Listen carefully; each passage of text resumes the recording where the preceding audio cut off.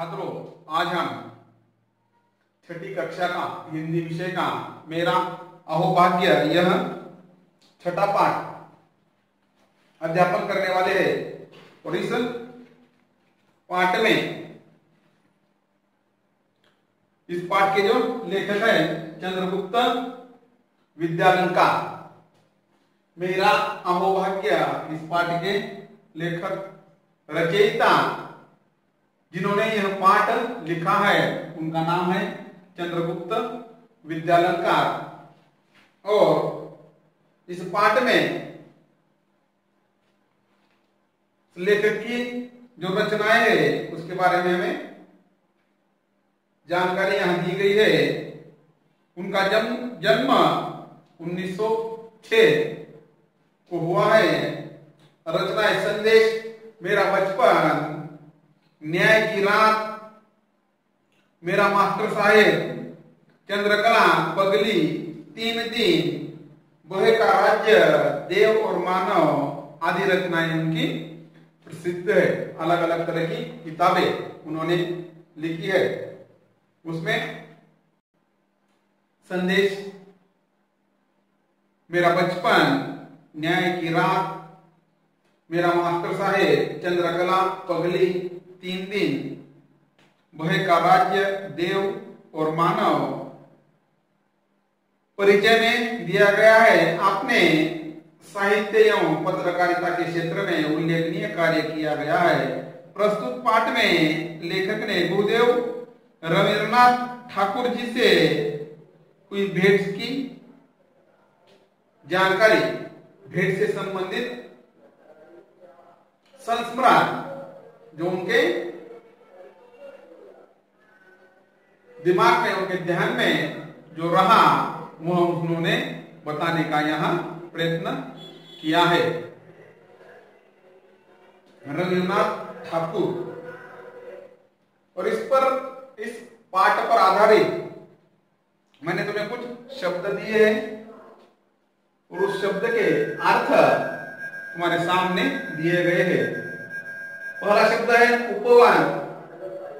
उपवन का अर्थ है उद्यान, बगीचा। बकुल, मोलसिरी एक वृक्ष का नाम है। मध्याह्न, दोपहर। संसर्ग, संगति।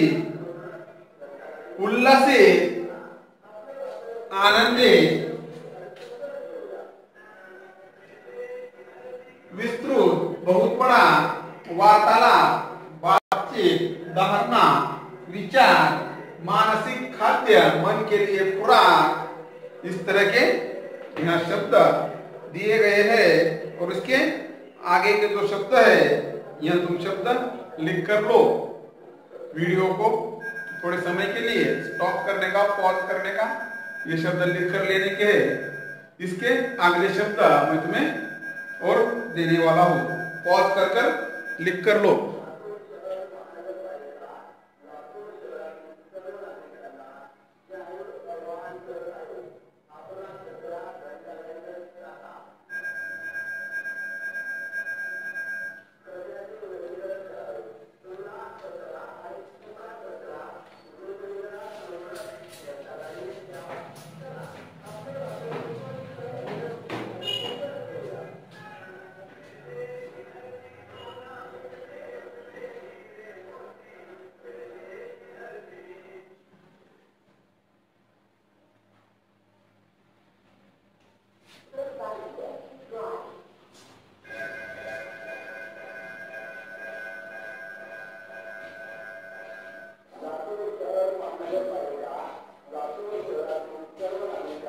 उसके आगे के शब्द हमें लिख कर लेने हैं। धारणा, विचार, यहां तक हमने शब्द लिखे थे। उसके आगे के जो शब्द है उस शब्द के अर्थ। मनोवृत्ति,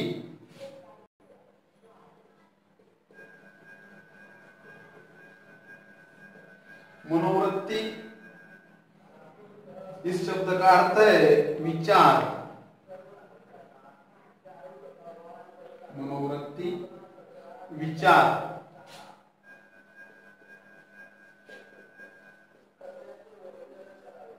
उसके आगे का शब्द है अनुभूति।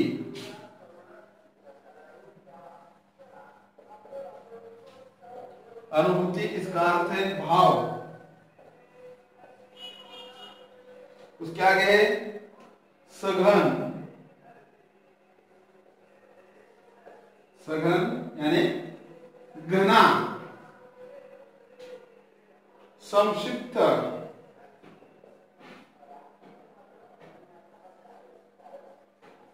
संक्षिप्त छोटा। जो वार्तालाप है उनका वह संक्षिप्त में है। बेसब्र, बेसब्री, अधीरता, आकुलता।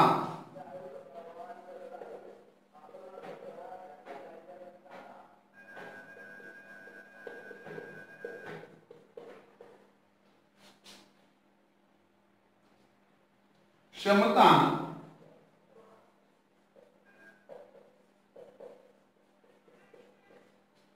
शक्ति, सृष्टि,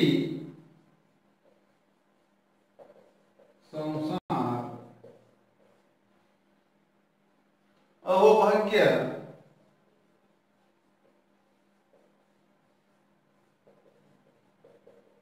सौभाग्य।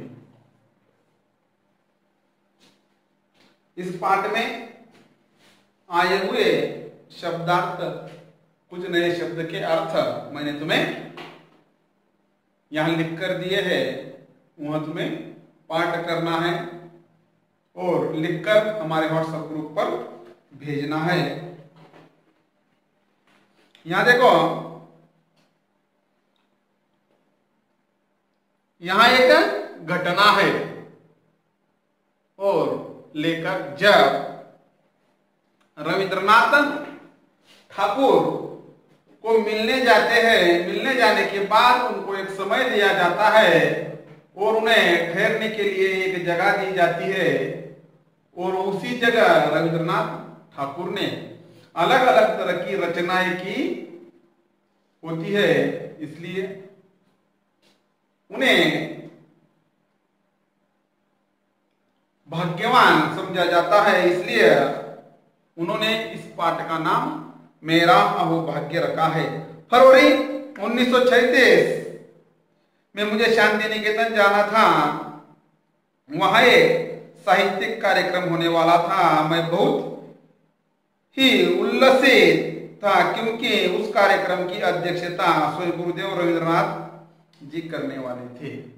अलग अलग साहित्य के सम्मेलन होते हैं, उसी तरह हिंदी भाषा का सम्मेलन 1936 और वहां उस सम्मेलन में हिस्सा लेने के लिए चंद्रगुप्त विद्यालंकार को जाना था और जाने के बाद उस कार्यक्रम की जो अध्यक्षता थी वह खुद रविंद्रनाथ करने वाले थे और उनके साथ मुलाकात होगी, उनसे बातचीत होगी। इसके लिए वह बहुत ही उल्लासित थे। निश्चित दिन कोलकाता से हम बहुत सारे लोग शांति निकेतन के लिए रवाना हुए।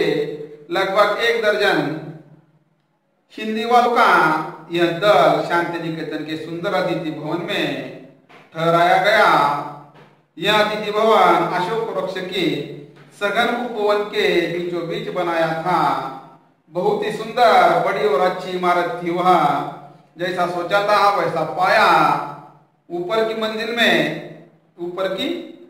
मंजिल के एक कमरे में हमें ठहराया गया। कमरे के बाहर एक विस्तृत बरामदा था। बरामदे में खड़े होकर अगर बाहर देखा जाए तो सामने सघन बकुल वृक्ष दिखाई पड़ते थे। वो वहां गए और वहां जाने के बाद उन्होंने जैसा सोचा था वैसा पाया। जिस वातावरण की उन्होंने कल्पना की थी वैसा ही वातावरण उन्हें वहां देखने को मिला। 1 दर्जन हिंदी साहित्य के लेखक 1 दर्जन यानी कि 12 लोगों की टीम, उन्हें कोलकाता को शांति निकेतन जाने का मौका मिला और वो सब चले गए। और वहां जाने के बाद अतिथि भवन जो था शांति निकेतन का, वो अशोक वृक्ष के बीचों बीच, चारों तरफ हरियाली थी, बकुल के वृक्ष वहां सामने थे। दूसरे दिन प्रातःकाल ही हमें बताया गया कि गुरुदेव का स्वास्थ्य ठीक नहीं है, अंत कार्यक्रम की बैठक में नहीं आ पाएंगे। मैं बहुत निराश हो गया। तथापि हमें जब यह मालूम पड़ा कि उनके डॉक्टर ने हम लोगों को केवल 15 मिनट का समय दिया है, जिसमें गुरुदेव के दर्शन तथा उनके साथ संक्षिप्त वार्तालाप भी हो सकता है, तब हमारी खुशी का ठिकाना न रहा। हम बेसब्री से उस क्षण का इंतजार करने लगे। उसके बाद उनकी बेसब्री का ठिकाना न रहा कि हमें उनको मिलना है, उनसे बातचीत करना है। लेकिन सुबह सुबह बताया गया कि गुरुदेव का स्वास्थ्य ठीक नहीं है, इसलिए वह कार्यक्रम की बैठक में नहीं आ पाएंगे। तब वह निराश हो गए।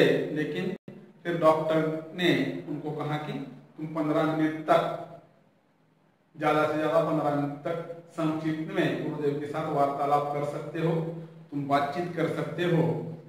उसके बाद उनका खुशी का ठिकाना न रहा, वो अत्यानंदित हो गए।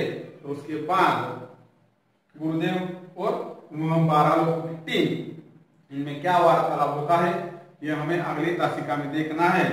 तुम यह शब्द दिए गए हुए और इससे पहले इसी तासिका में दिए गए हुए शब्द पाठ करना है और लिखकर हमारे व्हाट्सएप ग्रुप पर भेजना है। धन्यवाद।